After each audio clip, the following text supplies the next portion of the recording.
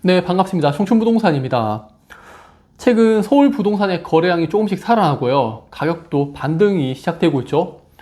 수성구 같은 경우에는 범어동의 핵심 지역을 제외하고는 아직까지 조금은 요원한 그런 모습을 보이고 있습니다. 서울 부동산 가격은 살아나고 대구 부동산은 아직까지 왜 이렇게 힘든지 그 내용을요, 제가 투자 및 경제 지표를 이용해서 설명드리도록 하겠습니다. 이 자료는요, 코스톨라니 달걀이에요.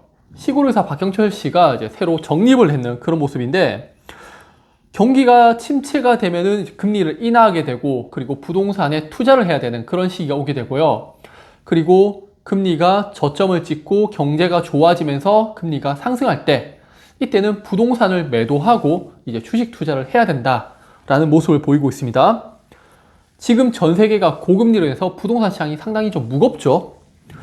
그런데 미국과 일본의 주식들은요, 사상 최고가를 기록하고 있습니다. 그럼 미국 금리를 보면요, 1980년 금리를 고점으로 추세적으로 금리가 인하하는 모습을 볼 수가 있는데, 최근 들어서 금리가 다시 인상을 시작하고 있죠. 현재 미국의 금리 수준은요, 2007년, 2008년 미국이 서브프라임 사태를 겪던 그때와 상당히 유사한 수준입니다. 저는 미국이 위대한 이유가요, 1980년대 오펙에서 원유를 기반으로 해서 달러에 대항을 했었죠. 원유 가격을 좀 더 올려달라. 투자자들은 원유에 투자를 하면서 오일 쇼크가 발생하던 그런 시기였는데, 이때 불크가 나타나서 더 이상 원자재 가격이 오른다고 생각을 못할 정도로 금리를 인상하겠다라고 하면서 기준금리를 20%까지 올려버려요. 이 불크로 인해서 결국에는 원유 가격을 떨어뜨리죠. 그러면서 달러의 기축통화 그리고 물가 상승을 막아냅니다. 하지만은 대출을 내었던 많은 사람들이 엄청난 손실을 입게 되겠죠. 하지만 그래도 미국은 달러를 지켜내기 위해서 이런 정책들을 펼쳤어요. 우리나라는요, 부동산으로 해서 물가가 급등하고 있고 사람들이 애를 안 놓아요. 그래서 인구가 소멸하고 있는데, 정부에서는 부동산 가격을 내리기 위해서 금리 인상을 하는 게 아니라 더 많은 돈을 풀어가지고 경제를 활성화시키기 위해서 유동성 함정이라 불리는 그런 사태가 일어나고 있어요. 이렇게 행동하면서 미국이 금리 인하할 때까지 그냥 기다리는 거죠. 다시 말하지만은 과거와 현재의 산업 구조가 완전히 바뀌었어요. 지금까지의 내용을 좀 정리하자면요, 제 생각에는 특별한 이슈가 없는 한 미국의 고금리는 계속될 거라고 보고 있습니다. 그러면은 유동성 장세는 끝이 났고요, 이제 실적 장세로 넘어가게 되면서 부동산 전체적으로 다 오르는 그런 시장이 아니라 똘똘한 한 채, 정말 사람들이 봐도 누가 봐도 괜찮고 예쁘고 매력적인 그런 아파트들이 인기를 끌게 되고 가격은 더 올라갈 수밖에 없다라고 생각을 합니다. 자, 그리고 제가 지난 영상에서 대한민국은 부동산에 미쳐 있다라고 표현을 했거든요. 국가별 부동산업 대출 증가율을 보면요, 우리나라는 지난 10년간 다른 국가들에 비해서 2배 이상 높은 것을 확인할 수가 있어요. 증가율이 매년 15에서 20%에 달할 정도로 엄청난 자금들이 부동산 시장에 투입이 됩니다. 한국은행 최근 보고서를 보면요, 우리나라의 문제는 생산성이 없는 부동산에 너무 많은 자금이 투입되어 있는 거라고 합니다. 지금 대한민국이 문제가 많아요. 자, 부동산 이자 내기 바쁘니까 당연히 소비가 줄어들게 되겠죠. 소비가 줄어드니까 소상공인들은 소득이 줄어들게 되고 결국에는 폐업을 하게 되고 공실이 일어날 수밖에 없는 그런 악순환이 계속되고 있어요. 저는 이게 부동산발 인플레이션 때문이라고 생각을 해요. 객관적으로 보게 되면 이 높은 부동산이 문제인데, 정치인들은 계속적으로 돈을 풀어서 어떻게 해결하려고 하죠. 이거 잘못됐어요, 이거 정책 자체가. 국가별 GDP 대비 부동산업 대출인데, 우리나라가 지난 10년간 얼마나 가파르게 상승했는지 보이시죠? 자, 경기가 침체되니까 결국 부동산에 집중을 하는, 과거 일본의 버블 붕괴할 때 그런 모습을 답습하고 있죠. 상당히 좀 위험하다고 저는 봅니다. 그리고 미국의 금리 인상으로 부동산에 대한 대출이 줄어드니까 아파트, 건설사, 이제 금융권까지 다 같이 위기가 오는 거예요. 그래서 윤석열 정부에서 특례보금자리론, 신생아 특례대출 같은 또 PF에 대한 지원 등 계속적으로 돈을 풀고 있는 거죠. 버블을 계속 키울 수밖에 없는 겁니다. 대한민국의 부동산 과열이 얼마나 심각한지를 보여준 자료인데요, 금융권 부동산업 대출 현황인데 2017년에 약 24조 원이었던 대출이요, 5년이 지난 2023년에는 540조 원도요. 단 5년 만에 500조 원이 증가를 합니다. 대출로 인해서 부동산이 급등을 하니까 금리 인상의 쥐약일 수밖에 없어요. 금리 인상 몇 번 해버리니까 부동산 시장이 급속도로 식어버리는 겁니다. 그래서 우리나라 부동산 시장이 전반적으로 힘든 거고요.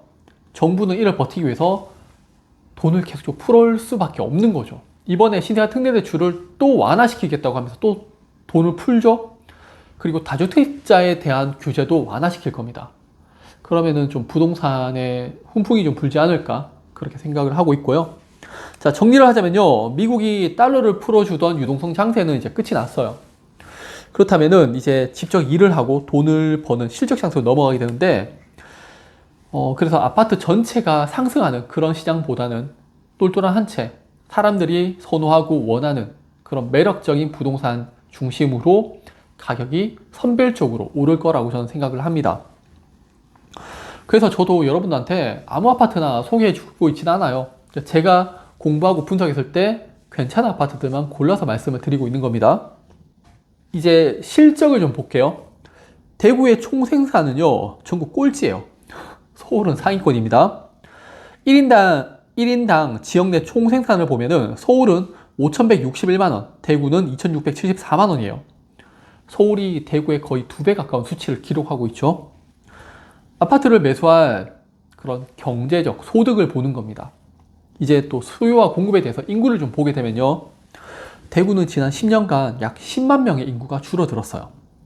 최근에 조금 증가한 것도 이제 군위군이 편입되면서 인구가 늘었는 거예요. 그래서 237만 명입니다.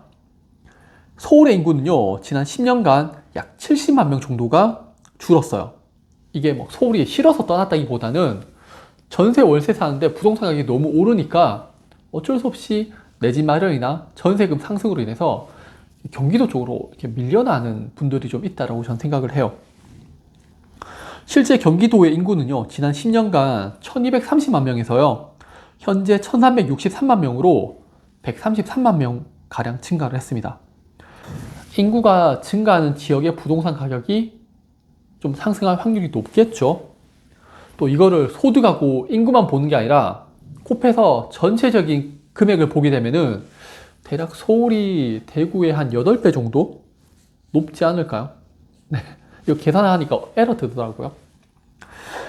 자, 당연히 서울의 소득이 높고요. 인구도 많고 선호도에서도 서울을 우선시하게 되겠죠.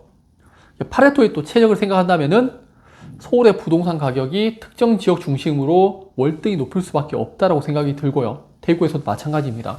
범어 4동 중심으로 아파트 가격이 오를 수밖에 없어요. 최근 대구 아파트 가격이 아직도 위험한 이유가 소프라임이 끝나고 나서는요, 미국이 제로금리나 아니면 양적 완화 정책을 펼칩니다. 그래서 유동성을 공급하던 시기였다면 지금은 미국이 고금리를 유지하는 정책이에요.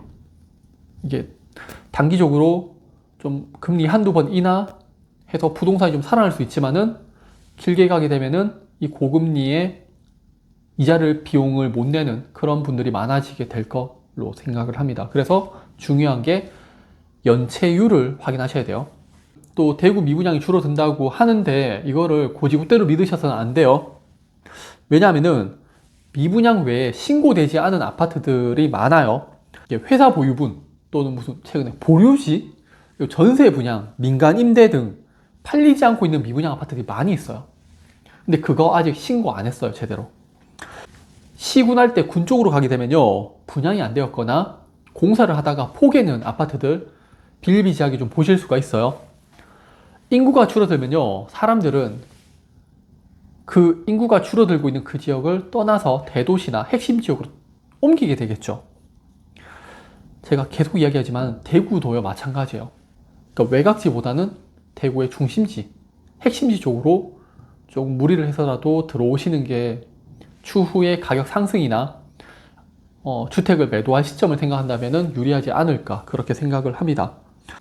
투자를 생각하신다면요, 저는 무조건 서울 아파트를 추천드립니다. 네, 그러면 오늘 영상 또 봐주셔서 감사합니다.